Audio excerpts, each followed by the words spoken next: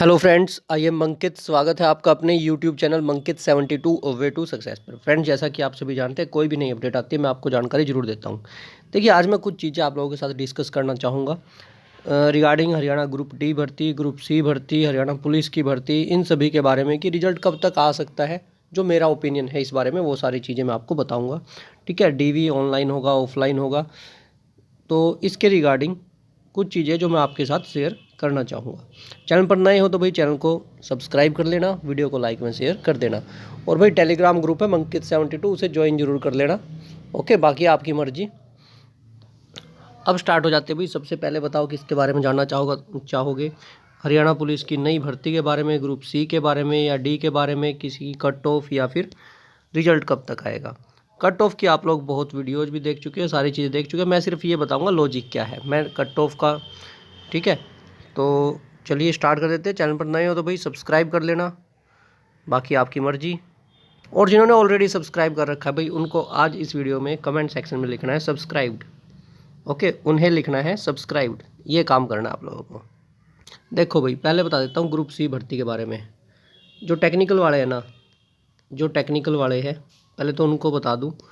S A L M, staff nurse, okay, इनके अलावा जितने भी टेक्निकल वाले हैं, फायर ऑपरेटर, इलेक्ट्रीशियन, सब के बारे में बता देता हूँ कि आपकी जो है अभी ऑनलाइन स्क्रूटनी चल रही है। ऑनलाइन डीवी बोलते हैं ना जिसको, एक ढंग से वो चली हुई है। बताऊँगा होती क्या है, बताऊँगा वो प्रोसेस होती क्या है ऑनलाइन में। एक साथी कह रहे थे मुझे कि सर, जब आप बोल रहे हो कि ऑनलाइन तो चल ही रहा है, तो फिर आप ऑफलाइन की डिमांड क्यों कर रहे हो? ठीक है, आप ये भी बोल रहे हो कि ऑनलाइन डीवी हो रहा है, तो फिर भी आप ऑफलाइन के लिए क्यों बोल रहे हो? ठीक है, मैं वो भी रीज़न बताऊंगा। देखिए, ऑनलाइन कैसे होता है भाई, आपके जितने डॉक्यूमेंट्स हैं उनको अभी ऑनलाइन पहले उनको चेक किया जाएगा।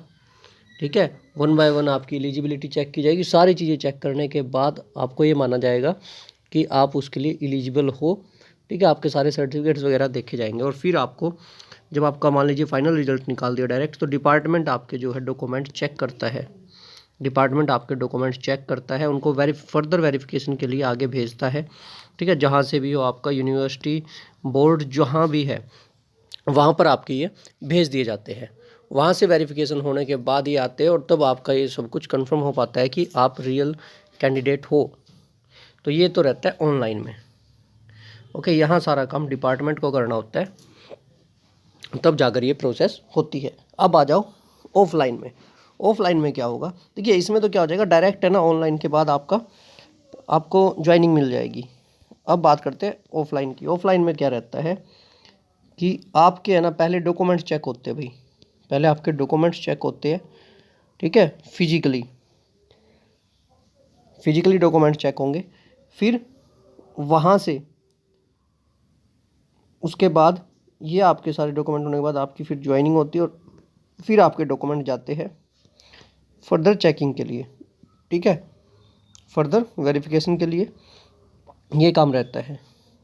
तो दोनों में आपको डिफरेंस सिर्फ ये है ऑनलाइन और ऑफलाइन में सबसे ज़्यादा, कि मान लीजिए आपका कहीं और सिलेक्शन हो गया, तो आप ऑनलाइन में तो पता ही नहीं चलेगा, लेकिन ऑफलाइन में आप लोग फिर जाते ही नहीं हो। ऑफलाइन में अगर होगा तो आप जाओगे नहीं डीवी के लिए, अगर आपका कहीं और सिलेक्शन हो गया तो।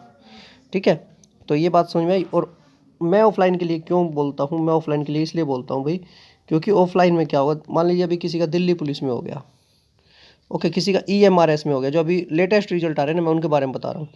किसी का SI में हो गया भाई, दिल्ली पुलिस, ये कभी कांस्टेबल का आया था, उससे पहले SI का आया था, CPO का, या किसी का SSC के थ्रू या किसी और एग्जाम के थ्रू हो गया भाई कहीं सिलेक्शन, तो ऑफलाइन में आएगा ही क्यों?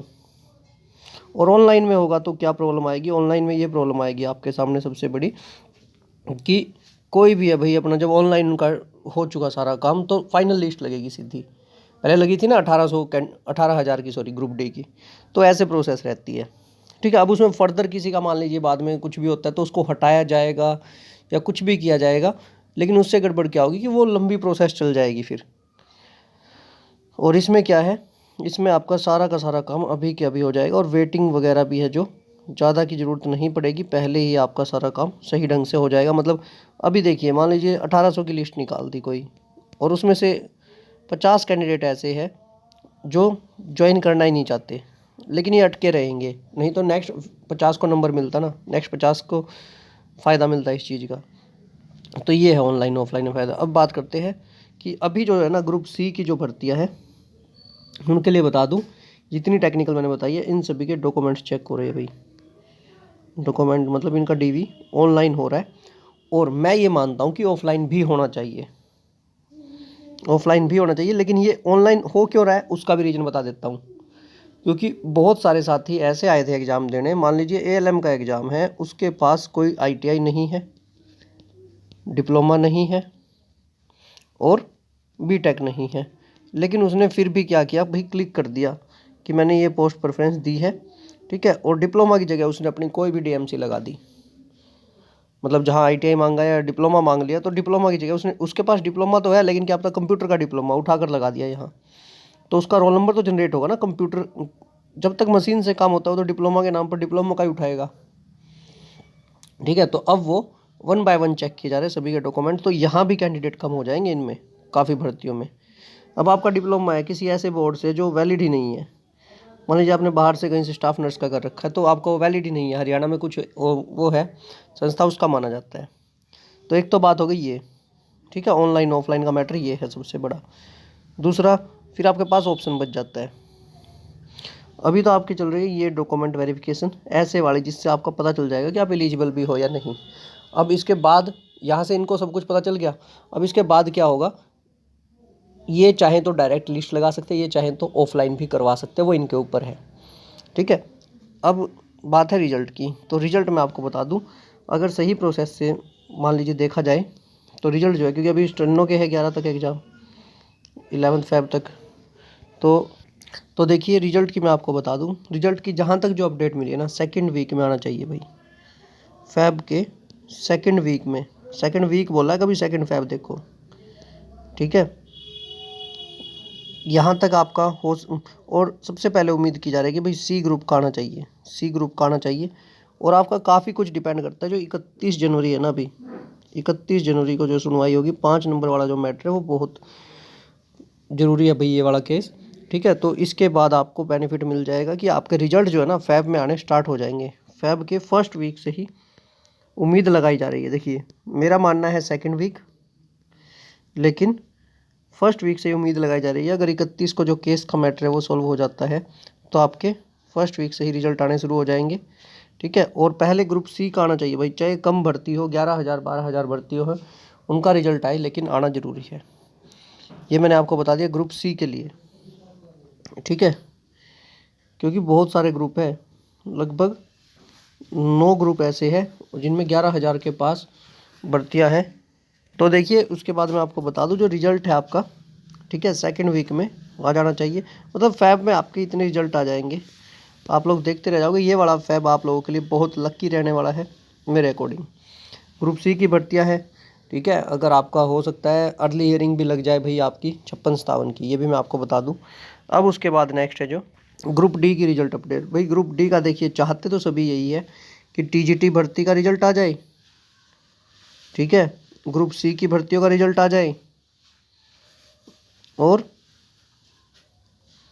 ग्रुप सी के जितने मैक्सिमम हो सकते हैं ना उतने रिजल्ट आ जाए भाई, ठीक है। अभी उस साइड से पीजीटी वगैरह के सारे रिजल्ट चल रहे हैं, वो भी उस साइड से कम हो जाए, तो जो कट ऑफ है आपकी वो 1 से 2 नंबर, अगर सी के कुछ ग्रुप का रिजल्ट आता है ना तो 1 से 2 नंबर तक भी कम हो सकती है। मतलब ये मैक्सिमम है 2 नंबर, तो नहीं तो 0.5 से चलेगी, ऐसे 0.5 कम हुई, जितनी ज़्यादा भर्तियाँ होंगी उतने ज़्यादा 0.5 1 2 ऐसे नंबर कम होंगे भाई आपके, ठीक है। तो ग्रुप डी का जो आपका रिजल्ट आने की उम्मीद है, पहले तो प्रेफरेंस फिलअप करवाई जाएगी आप लोगों से, प्रेफरेंस, और दूसरा ये कि आप ग्रुप डी की जॉब करना भी चाहते हैं नहीं।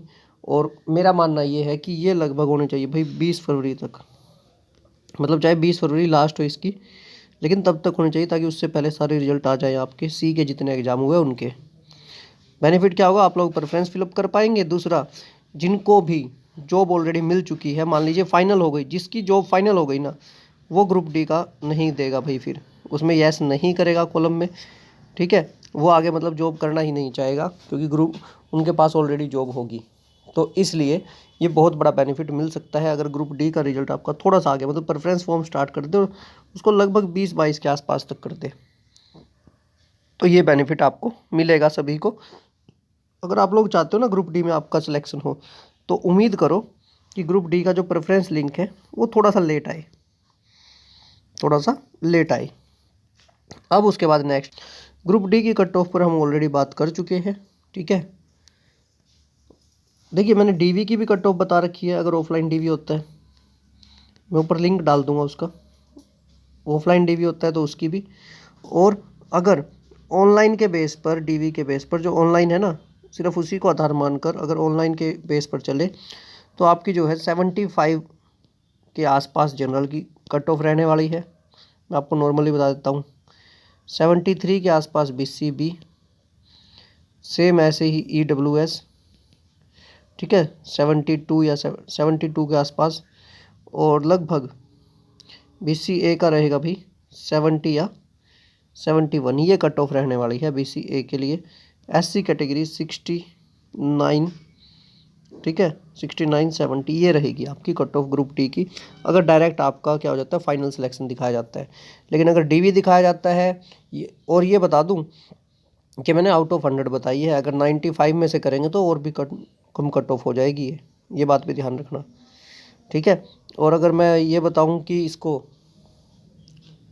अगर सिर्फ डीवी के लिए हो, क्योंकि वेटिंग लिस्ट भी लगेगी ना फिर बाद में, डीवी के लिए हो तो भाई सभी में से 5-5 नंबर कम कर दो, सभी में से 5 मार्क्स कम कर दो, ये रहने वाली है। मैंने ग्रुप डी की कट ऑफ और ऊपर आई बटन में मैं दे दूंगा आपको, ठीक है, ऑफलाइन डीवी के लिए कितनी कट ऑफ रह सकती है वो जानकारी मैं आपको दे दूंगा। अब है ग्रुप सी की कट ऑफ के बारे में। भाई ALM SA की मैं आपको अभी बता दूं, ठीक है, ALM और SA की। तो ALM के लिए जो आपकी कट ऑफ रहने वाली है मेरे अकॉर्डिंग जनरल कैटेगरी की, मैं आपको देखिए पहले ही बता चुका हूँ, ठीक है, लेकिन general BCB, BCA, SC, EWS, general में अगर आपके 54 प्लस मार्क्स है ना, 52 या 54, मतलब 52 के आसपास लगा कर चलिए, तो आप आराम से ALM में क्लियर कर जाओगे। ये मैंने स्कोर पता है क्यों बताया, आपका जो मिनिमम स्कोर है ना उससे 2 नंबर ऊपर चाहिए आपको। SC में तो टोटल जितना स्कोर है इतने ही बहुत है। BCA में आपको जैसे देखिए इनको 40 चाहिए, तो 40 बहुत है भाई। BCA में अगर आपके पास है ना 41 या 42 नंबर है, बहुत है। BCB में आपको चाहिए भाई 44 या 45। लेकिन जनरल की मैं इसलिए बता रहा हूँ ये ज़्यादा, देखिए थोड़ी सी ज़्यादा बताई है मैंने जनरल की। और EWS में भी सेम आपका 44 45 रहने वाला है। जनरल की थोड़ी सी ज़्यादा मैंने इसलिए बताई है क्योंकि जो भी टॉपर्स होंगे ना वो सारे जनरल में चले जाएंगे, ठीक है। तो जनरल की इससे कम रह सकती है थोड़ी सी। एसए के लिए भाई आपको देखिए एसए में मुकाबला होगा अच्छे वाला, ठीक है। एसए में जनरल की भी लगभग 58 प्लस रह सकती है, ठीक है। बाकी BCB की वही आपकी, क्योंकि इसमें पोस्ट कम है, तो 56 57, ओके। EWS की 55 के आसपास। BCA SC इनकी कम रहने वाली, BCA के लिए 52, SC के लिए लगभग 50। यह आपकी ग्रुप सी के लिए ALM SC की मैंने आपको बता दी है। स्टाफ नर्स की मेरे पास डाटा आ चुका है, पहले नहीं था भाई, इसलिए मैंने कट ऑफ नहीं बढ़ाई थी। अगर आप लोग कहोगे मैं स्टाफ नर्स का भी जो है आपका कंप्लीट डाटा बना दूंगा, स्टाफ नर्स का आपका कंप्लीट डाटा मैं आपको बता दूंगा।